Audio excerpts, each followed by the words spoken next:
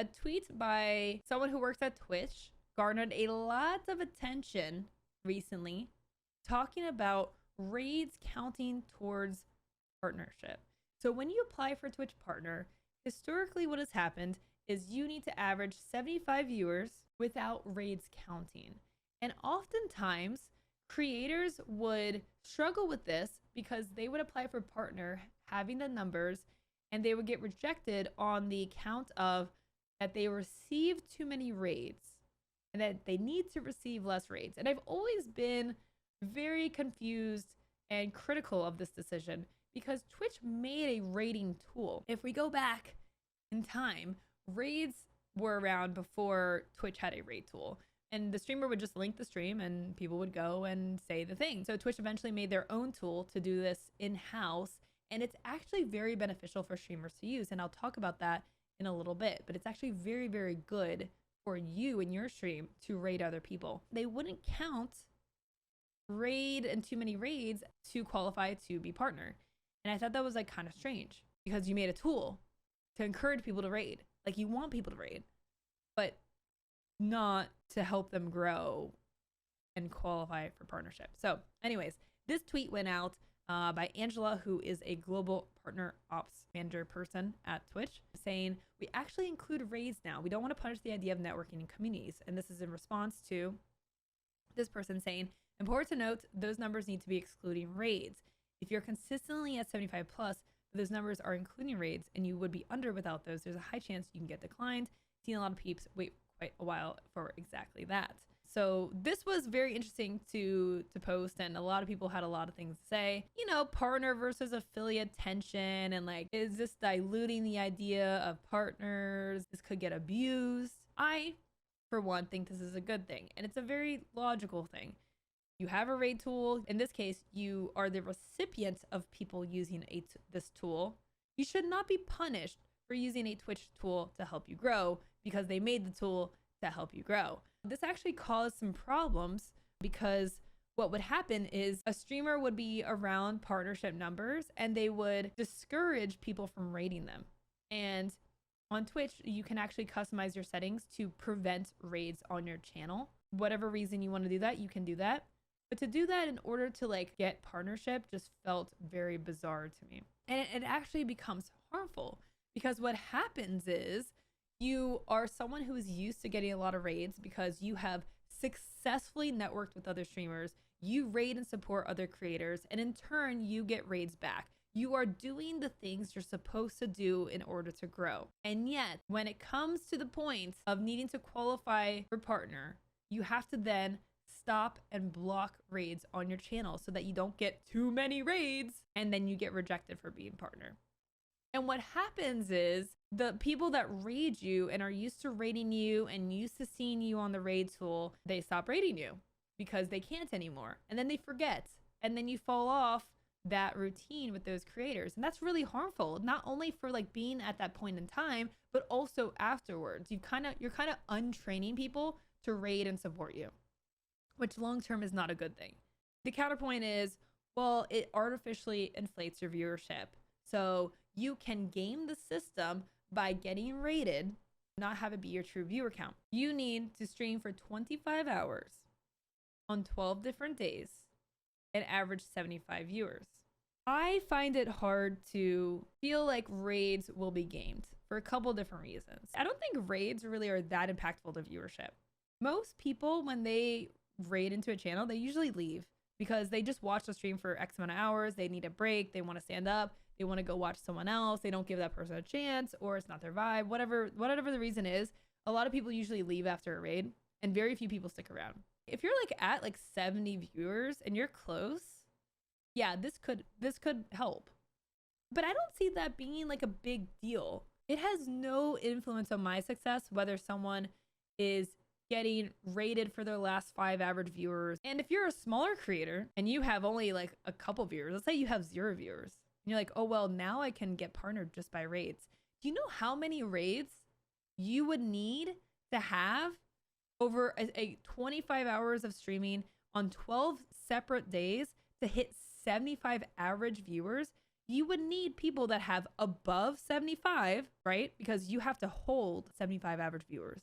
So you would have to be rated by people that have 100 plus viewers constantly for hours and days at a time. You would need so many raids to go from like having no viewers to actually bringing your average up to that amount. Twitch can still tell, by the way. Twitch, just because Twitch counts raids in their viewership doesn't mean they have forgotten how to do metrics and analytics and tracking. They can see who has come from a raid, how viewership has been influenced by raids, how many raids they've been getting. If your entire viewership is made up by raids, somehow miraculously, Twitch can still see that. So it's not like just because Twitch counts raids in their viewership now that they are going to not know and like you're gonna fool Twitch. Like Twitch will still be able to see that and still be able to factor that in. Don't forget that not only is it about being rated with that many people, you have to make them stick around. And you're not going to be able to do that unless you have good content and you have a reason for people to stay. And that's not an easy thing to do. Retention on raids, I would love to see like global data about this, but raid retention is very low. So you have to not only have a network that can support you and does support you, but also then your content has to speak for itself. And if you get rated and you can keep people around, you deserve to get partnered. Like you are literally proving that you can hold people's attention, that you are entertaining, that you have value, and that people see that and people are staying. So by all means, if that's something that you can do, like bravo, because that's very hard to do. So congratulations. People can buy raids all they want if that actually happens, but A, you're risking getting banned. B, Twitch is going to be able to dissect that your viewership is all coming from raids and not organic anyways.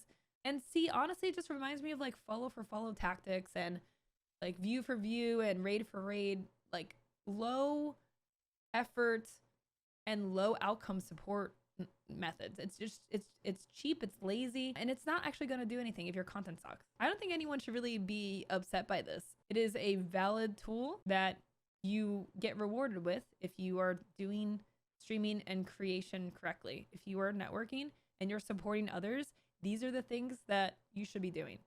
And so it should not be held against you if you successfully are able to receive raids.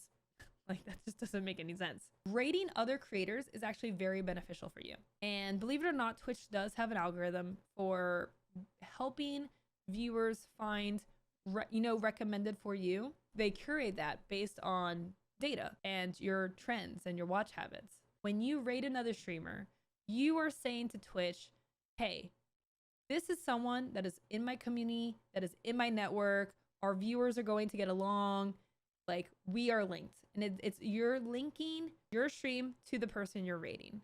And you're saying those viewers that are at that person's channel, like they will probably like my content. We're in the same network. Like we probably know each other. So now Twitch says, okay, well, I rated Christy. So now Christy's viewers are going to be able to get recommended my stream or similar streams. And so it teaches Twitch who they should show your stream to. So if you're rating other people consistently, you are training Twitch to show your stream to more viewers because you're teaching Twitch your network. So I encourage streamers to try to raid every stream because it actually does help get yourself out there. Obviously, there's the indirect non-Twitch specific benefits of just like growing and strengthening your network as a creator of like you send out raids, you will receive raids. You support other creators will support you, right? It's a healthy ecosystem. It's very good to do. And just from an algorithmic level, it is actually beneficial. So I encourage you to raid. Don't be discouraged by this or like jealous or whatever. I like the creators that I know that have ever had a toxic mindset like this, they have failed because they are too possessive over their community. The tide lifts all the boats up. Something like that. I'd love to get your thoughts on this. Let me know what you think. Are you excited about this? Do you raid? And if not, why are you not raiding? Start building a network and start getting a support group out there because it's so hard to grow as a streamer by doing this alone and being on your own island. Raiding another creator is not going to, like, you're not going to lose all your viewers to this person. You need to look at your own content and just be really confident in the content you're making. Are you providing value? Are you educating your audience? Are you entertaining them? Are you building a community? Do they feel like this is their home? Are you consistent enough that they're going to come back and they know when to come back and they know what you're doing the next time you stream, right? These are all things that really factor in how you become a successful creator. But yeah, let me know what you think in the comments below, and make sure you subscribe so that you keep up with my not only my news, but my breakdown into how you will succeed and how to grow as a creator.